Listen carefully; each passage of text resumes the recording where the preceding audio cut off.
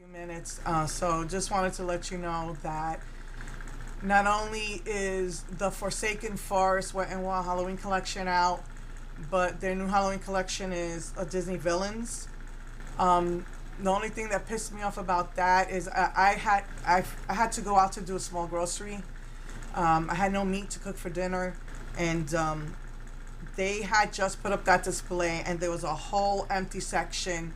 Found out it's these beautiful color changing balms. Not one Walmart received them. So now we gotta wait and see to get that. But this collection is over $100 if you're gonna get the whole collection. Over $400. And yeah, I really wanted those balms, but I'm hoping that they wind up somewhere else. Walmart did not get the Halloween collection yet, but I found it at CVS and HEB. So I got what I could off of that, and I took some pictures, so I'll be showing you that. So, I'm not, everything's slow motion. I haven't cleaned my brushes for 6 months, but then again, I haven't really been wearing a lot of makeup. It's just been, I've been feeling so weak that I've even gone out without makeup, and I rarely ever do that.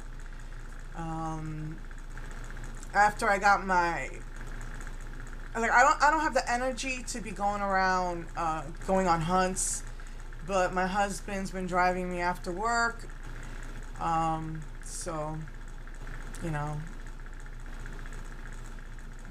I will, you know, because the Walmart, like, they had no pictures, so I couldn't really see what I was ordering. I got a double. I was missing some things, and I drove by myself, just drove slowly to get the rest of the collection. But again, no lip balms. I think this is like a 50-piece collection.